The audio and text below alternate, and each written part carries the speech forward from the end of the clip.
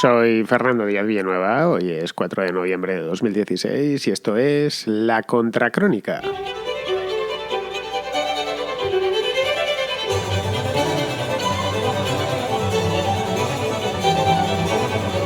Hace 2 días la cadena SER daba una exclusiva, en principio algo menor y sin demasiada importancia.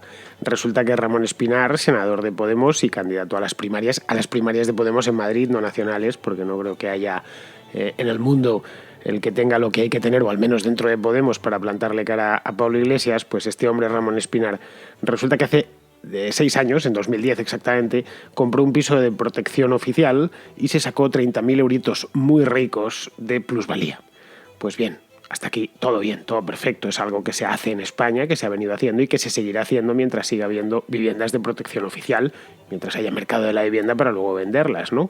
Es una práctica pues tristemente común, que le vamos a hacer, pero existe, ha existido y existirá siempre. Digo que está ahí todo bien si no reparábamos en el sujeto de la oración. El sujeto de la oración no era otro que Ramón Espinar, una persona, un político ya en toda regla, que ya es senador, nada más y nada menos, después de haber pasado por la Comunidad de Madrid como diputado, que si por algo se ha caracterizado en los últimos años, los últimos 2 años, o el último año y medio, su carrera política ha sido por ser azote de corruptos, azote de irregularidades del partido de enfrente, en este caso el PP, y sobre todo como apóstol de la vivienda pública. Esto poco después de salir la exclusiva, es decir, minutos después de salir la exclusiva, pues empezaron por internet a proliferar los vídeos en los que salía diciendo exactamente lo contrario de lo que había hecho.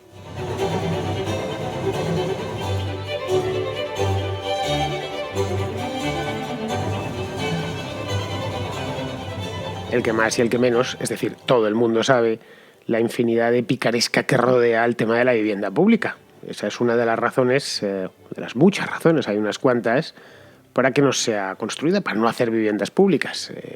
Digo muchas porque son unas cuantas. Algún día que tenga tiempo y no haya muchas noticias, pues podría hacer una contracrónica especial sobre las miserias en sí de la vivienda pública y porque simplemente no es necesaria cuando un mercado funciona bien.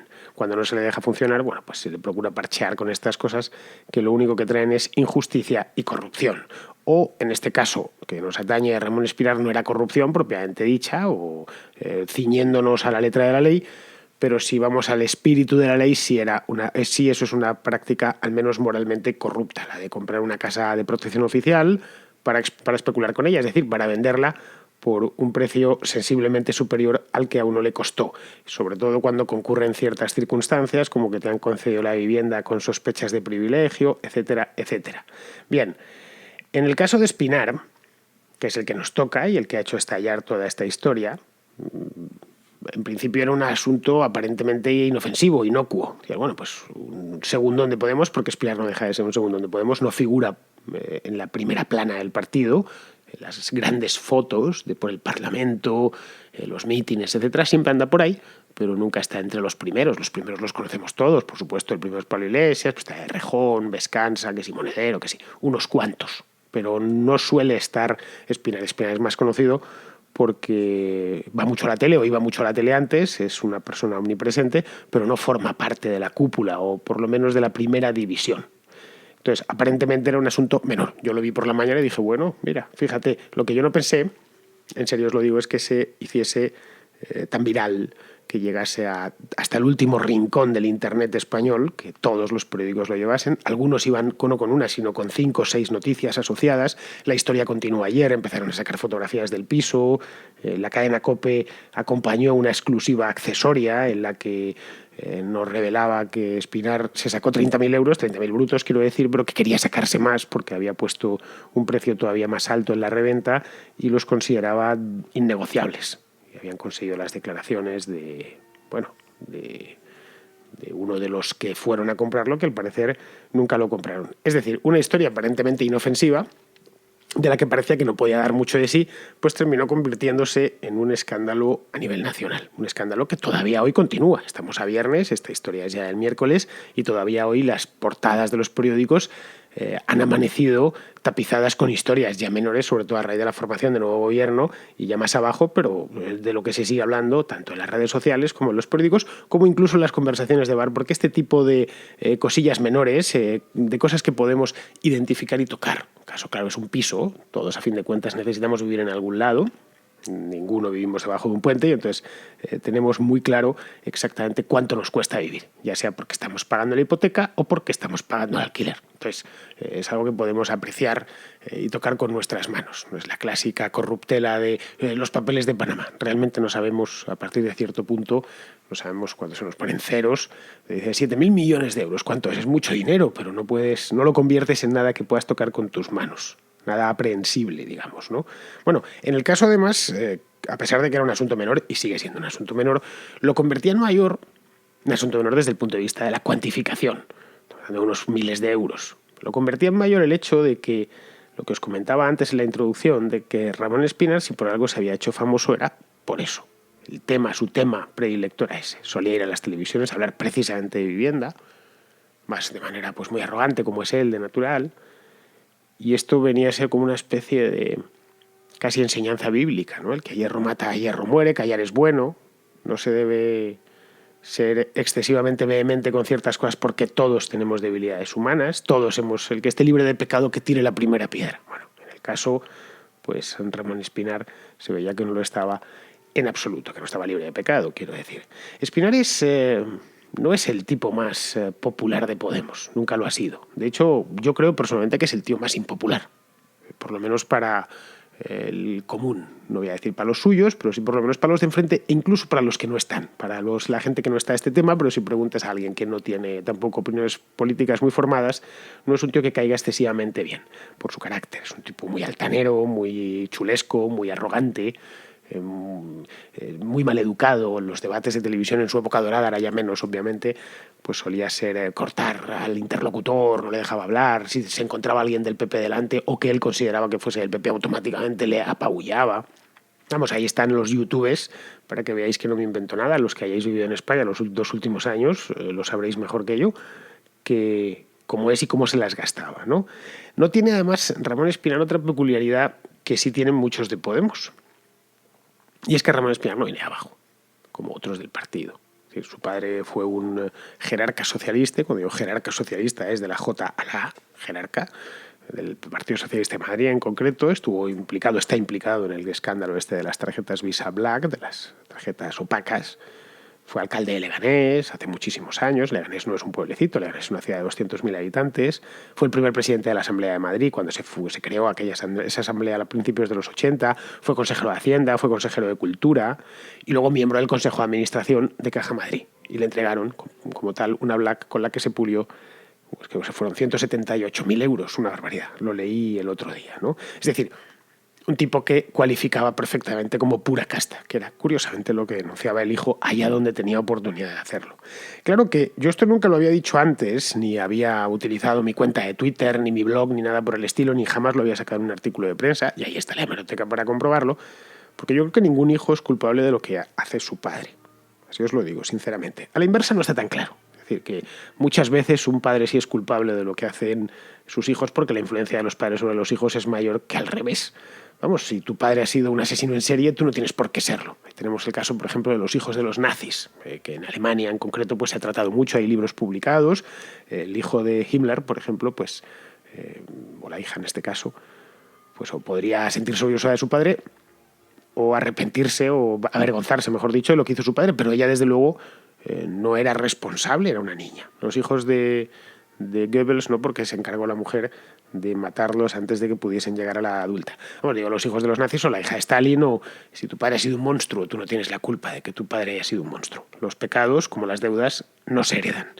Entonces, en este caso, no aportaba nada decir que su padre tenía una visa black. Chocaba en todo caso. Y no era muy prudente por parte de Ramón Espinar decirlo, salir con lo de la casta todo el rato, las denuncias de corrupción. Es decir, hijo, las tienes en casa y lo has vivido en casa. Tu padre ha sido político de éxito además, alcalde de una ciudad grande, consejero de Hacienda, consejero de Cultura, presidente de una asamblea autonómica, ha sido consejero de una caja. Es decir, como mínimo un poquito de prudencia. Está claro que tú no tienes culpa de ninguna de esas cosas y tú no has sido casta, pero sí eres al menos un hijo de la casta. Esto es innegable. Es decir, no lo sé, no te vamos a cargar las cosas de tu padre, pero sé un poquitín prudente. A fin de cuentas, todo se termina pegando un poco, eso sí es verdad. Es decir, las rarezas de mi padre, pues muchas veces se ven reflejadas en mí, simplemente, y supongo que a vosotros pues os pasará 3/4 partes de lo mismo. Aun con todo, la influencia que ha podido causar nuestro padre sobre nosotros es muy distinta a la que nosotros podamos causar sobre él. No, lo que os decía antes, no tenemos la misma no corre la influencia de la misma manera de padres a hijos que de hijos a padres. Entonces, esa es la razón por la que yo nunca traté este tema, ¿vale? Yo cuando creo algo, lo practico. Si a mí me parece que no es así, es que no es así, entonces no voy por esa vía, simplemente. Que nunca jamás haya dicho nada sobre el tema.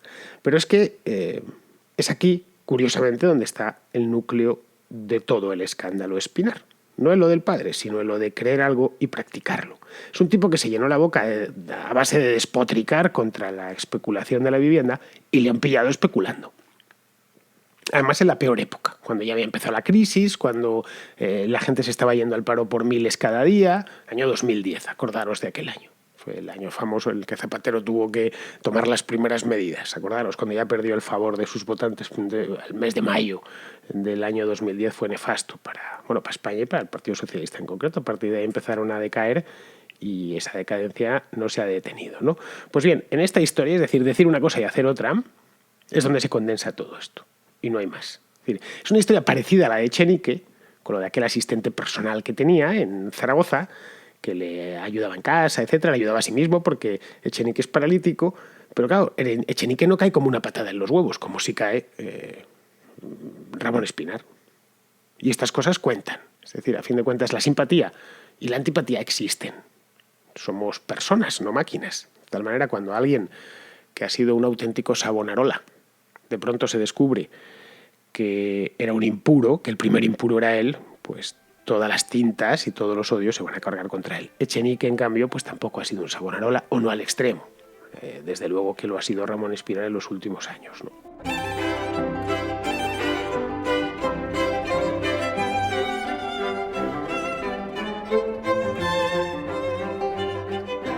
Otra de las capas curiosas de esta historia de Espinar es que la cosa se remonta, como os decía hace un momento, al año 2010, que es un año antes de que se armase la Puerta del Sol.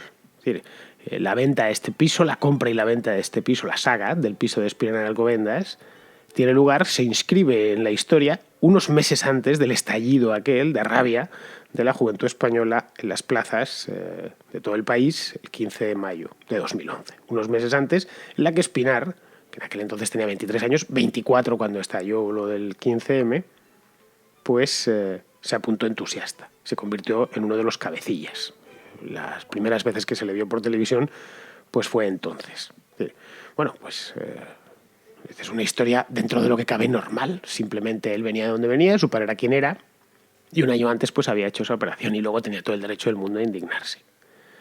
Bueno, pues tampoco es una historia tan normal, si lo miramos desde cierto ángulo, desde cierto punto de vista, ¿no? Por ejemplo, nos encontramos con que no era residente en Alcobendas. Ya es una cosa que da que pensar.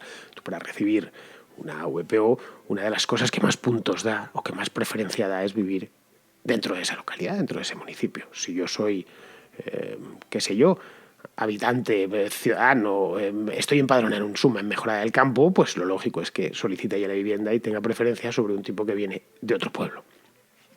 Pues lo mismo con Alcobendas. Alcobendas obviamente es más grande que Mejorada del Campo, no mucho más, cierto es, pero es más grande que Mejorada del Campo, más cara también, es verdad, está en una zona de Madrid muy buena, pero vamos, lo suyo es vivir allí. La otra es que fue adjudicada sin concurso ni nada que se le pareciese, es decir, adjudicada a dedo. al más puro estilo castoso, no casposo, bueno, castoso y además casposo, de las dos maneras. Choca un poco, no tanto en el hijo de un consejero de Caja Madrid, que es lo previsible, sino en un apóstol de la vivienda pública y en un joven indignado, sin futuro, entre comillas, que se estaba manifestando o que se iba a manifestar poco después en la Puerta del Sol. Luego, más temas. No tenía empleo ni ingresos, lo cual es lógico no tener ni empleo ni ingresos a los 23 años, más si estás estudiando. Entonces, ¿cómo solucionó esto? Su padre le sacudió 60.000 euros, correcto, y el resto lo hipotecó. Y lo hipotecó con la entidad en la que su padre trabajaba de consejero.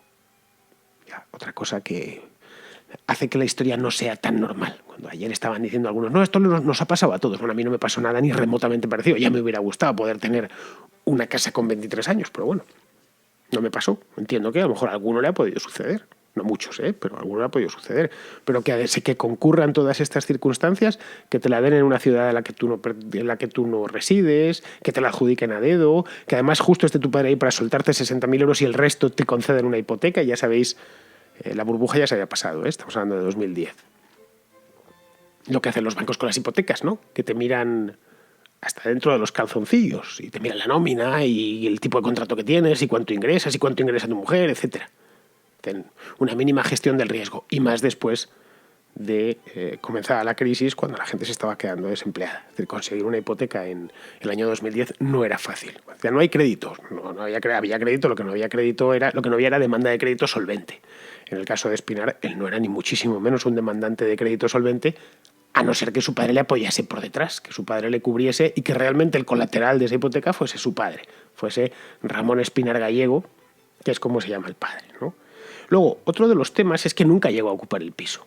Yo puedo entender que te den una vivienda de protección oficial, que concurran todas las características previas, que vivas en la localidad, que te la adjudiquen en un concurso previsible o predecible, etcétera, que te hayan concedido una hipoteca después de que acreditases que tienes ingresos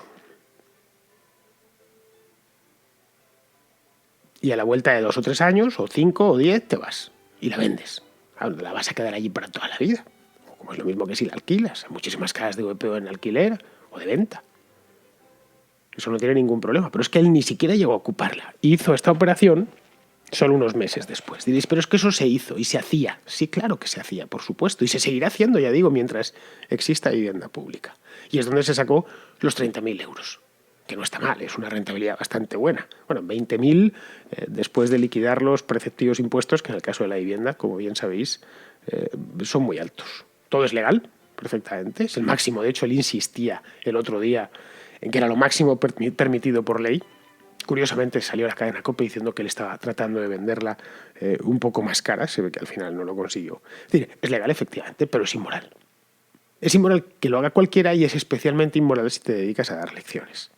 Porque mi pueblo, que es curiosamente el mismo que el de Ramón Espinar, a esto se le llama pelotazo.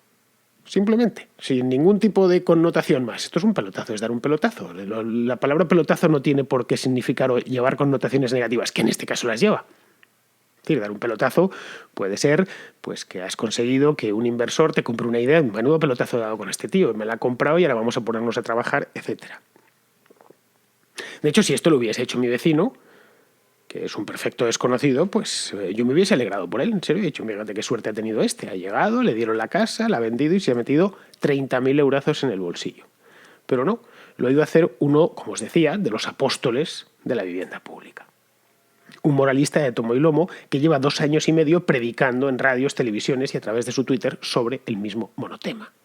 Vamos, no voy a repetiros los tweets estos que iba colgando, porque los conocéis. Estos 2 últimos días los han estado sacando una y otra vez. A los de Podemos y a la izquierda en general les pasa un poco como a los curas tradicionalmente. Bueno, en cierto modo el socialismo es una religión de sustitución, no lo olvidemos, ¿no? Y por lo tanto les termina pasando como grupo, como colectivo, lo mismo que a la Iglesia. Si nos enterásemos mañana que el frutero del barrio tiene una querida, amante, pues nada, pues diríamos pues estupendamente. Además, lo más pues diríamos soy un poco cotilla, quiero verla. Pero nada más, no haríamos más apreciaciones. Pero claro, si nos enteramos que el que tiene un amante es el párroco, pensaremos que es un cara dura, que está diciendo una cosa en misa y haciendo luego otra. Mientras que el frutero no da lecciones de moral a nadie, se limita a gerentar su negocio y a hacer su vida. Y decimos, bueno, pues pobre la mujer en el caso de que la conozcamos, y nada más. Punto. No vamos a darle más vueltas al asunto. Es decir, lo que nos va a molestar es la disonancia que hay entre lo que se predica y lo que se termina haciendo. Porque a Ramón Espinar no le ha matado vender una VPU, que eso es legal, perfectamente legal, como ya he dicho. Lo que le ha matado es toda la mierda que ha echado por la boca sobre este mismo tema. Y sobre unos cuantos más, vamos, sobre este mismo tema que era uno de sus predilectos. Sí, que le ha pasado lo mismo que le pasa a los curas, a los clérigos, en una palabra. No solo los curas cristianos, sino a todos los clérigos. Porque uno de los temas es que los clérigos, en general los santones, los moralistas, no necesariamente tienen que ser impecables, pero por lo menos tienen que parecerlo. Es decir, yo, por ejemplo, no predico nada moralmente, no me gusta, y, vamos, moralmente, yo no me meto en la vida privada de los demás, ni opino sobre los demás, porque no quiero que opinen sobre mí. Simplemente. Yo no voy dando clases de moralidad a nadie. Y de lo que se debe y lo que no se debe hacer. Simplemente. No es mi tema. No hay más. Y si doy algún tipo de clase de moralidad, cumplo religiosamente. Ya está. Es decir, si yo digo, esto está mal para ti y está mal para mí, por eso yo no lo hago. Ahí nos encontramos la típica doble moral que siempre se denunció al cristianismo. Es que los curas solo tienen doble moral, es que la gente muy religiosa tiene doble moral. Porque por un lado dicen una cosa y después están haciendo otra. Por un lado critican el aborto, pero luego llevan a sus hijas a abortar a Londres. Habréis oído eso miles de veces. Ahora ya no, porque en España se aborta desde hace 30 años sin ningún problema, pero antiguamente.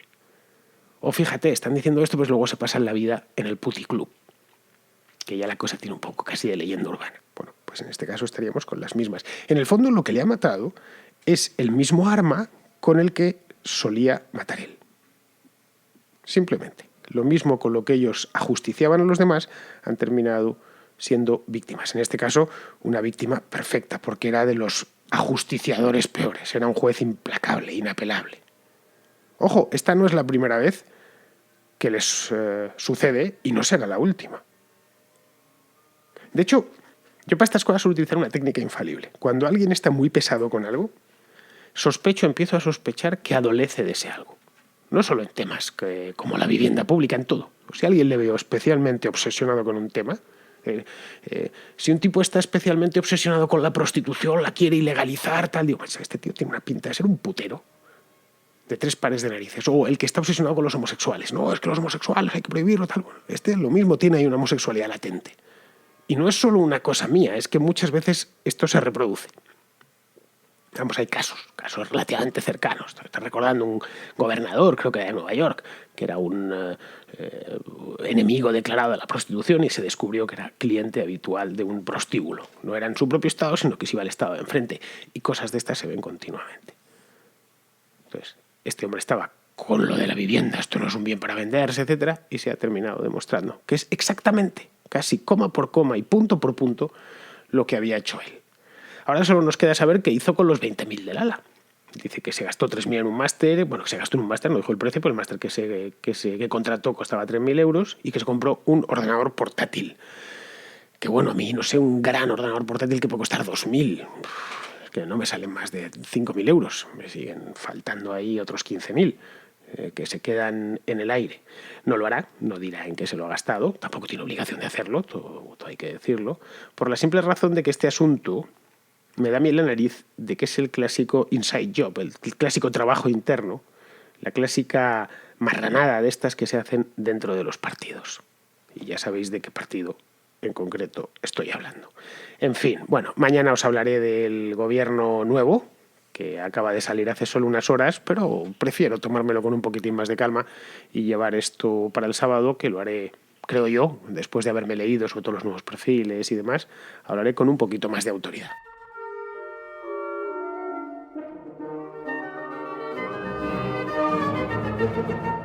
Y sí, hoy tengo más llamadas. Tengo 3 llamaditas. Ayer creo que os metí un par de ellas, pues hoy os meto 3 más. Alguna estaba retrasada del día anterior, pero el tiempo ya sabéis que apremia. Sé que algunos me decís que no me preocupo por el tiempo, pero me tengo que preocupar. Una de las cosas fundamentales cuando uno hace un programa de radio, de televisión, es tiene que ser predecible el tiempo que va a durar. Es importante. Es parte del formato, digamos. Y el formato de la contracrónica es media hora, para que podáis saber cuánto tiempo vais a necesitar para escucharlo. Eso se llama respeto por el oyente o respeto por el espectador. En vuestro caso, el oyente. Si lo escucháis por la mañana o por la noche o cuando salís a correr o lo que sea, es bueno saber exactamente cuánto tiempo os va a llevar a escuchar el programa entero. Y a mí no me gusta pasar de la media hora. Bueno, en resumidas cuentas, tengo 3 llamaditas. La primera es de Daniel Serrano, que es de Madrid, de Chamberí exactamente, es decir, que es uno de los mejores lugares del mundo, como bien sabéis, o por lo menos como sé yo, y tengo la constancia plena que lo conozco muy bien. Pues me pide Daniel lo siguiente. Hola Fernando, soy Daniel Serrano de Madrid, de Chamberí, igual que tú. Soy gran seguidor de la contracrónica y de la contrahistoria. Y quisiera preguntarte si hay algún libro que sirva un poco como introducción al liberalismo y que podamos entender los que no somos profesores de económicas. Y nada, mucho ánimo con el podcast y que siga adelante. Muchas gracias por todo. Pues mira, Daniel, yo realmente de economía, más que liberalismo propiamente, es de liberalismo económico, yo te recomiendo 2 títulos. El primero es Economía en una elección, que es de Henry Hazlitt, con doble Z, Hazlitt, sería pronunciado por nosotros. Es un libro delicioso, es una lección de economía muy básica, muy sencilla. Henry Hazlitt fue un pensador, periodista, un poco un hombre del Renacimiento en pleno siglo XX que empezó vendiendo periódicos y terminó firmando la columna más importante de la City. Pues Hazlitt tiene ese libro, está publicado en español desde hace lo menos 40 años por una editorial y la verdad es que se lee con nada, con muy poquito, se puede leer en el metro, se puede leer en cualquier lado y es una maravilla. Ese es uno. Y el otro, que es un poco más denso, es más gordo, eso sí, y más caro de comprar, todo hay que decirlo, está editado hace no mucho, se llama Economía Básica, era un par de años, una cosa así, es de Thomas Sowell. Es un libro también delicioso, se mete más en harina. Una buena guía de lectura podría ser empezar por Hazlitt y Economía en una elección y si te gusta pasar directamente al de Sowell. Sowell es maravilloso, así te lo digo, sin más. No tengo más palabras para ese escritor que sigue vivo, es un escritor afroamericano o lo que venimos nosotros llamando negro, pero es un tío magnífico e inteligente hasta decir basta. Así que ya sabes, no tienes más que acercarte a la librería o bajártelo.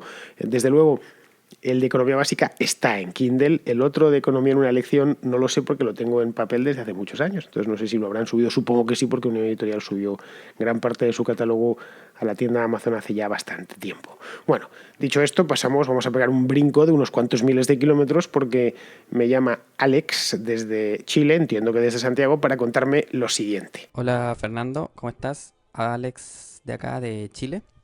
Te quería comentar que acá en mi país se está radicalizando un movimiento que busca acabar con las administradoras de fondos de pensiones que funcionan bajo un sistema de capitalización individual o de ahorro individual y que el día 4, o sea mañana por acá, llamó a un paro generalizado de no comprar, no usar la locomoción pública, no ir al colegio, no ir a la universidad ni al trabajo, sin tener más propuestas. Porque se ha radicalizado el movimiento, creo yo, que es porque están un poco desesperados y ven que la próxima alternativa presidenciable los va a pescar mucho menos de lo que lo ha pescado el gobierno socialista de Michelle Bachelet, y pareciera que por ahí va su apuro en tratar de presionar a los políticos para que hagan cambios.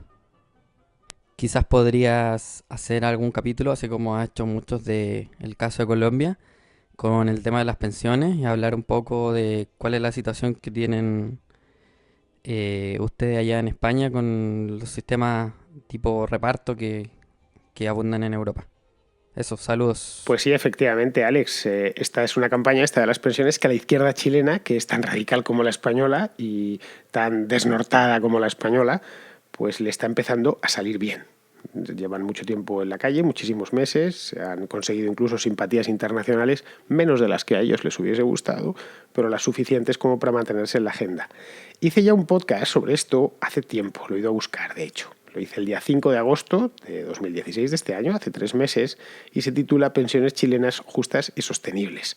Lo hice en su momento, tuvo pues algo de éxito, porque se escuchó mucho desde Chile y me alegré bastante, y también desde España. Ahí explico un poco la reforma que quieren hacer estos carpantas y luego cómo funcionan, especialmente para el público español o para el público no chileno, que no conoce bien cuál fue la reforma que se hizo en Chile y que está funcionando bastante bien, pues dentro de las limitaciones de toda obra humana. Así que bueno, yo simplemente os pediría que por favor que no os echéis para atrás ni para coger impulso, porque a Chile la utilizamos siempre como ejemplo, como buen ejemplo. Chile es ejemplar en muchísimas cosas, también en el tema de las pensiones.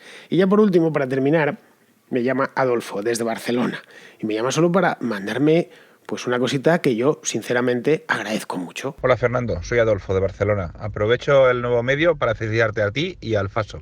Un abrazo. Pues a nadie le amarga una felicitación, a todo el mundo nos endulza, y en el caso mío pues te agradezco muchísimo, te doy las gracias. Y en el caso de Faso, que no está aquí conmigo, se lo diré cuando venga el próximo programa que hagamos juntos. Entre tanto, y sin miedo a equivocarme, te transmito en su nombre también su agradecimiento. Teniendo oyentes como vosotros, la verdad es que da gusto hacer la contracrónica, así os lo digo, sin más ni más.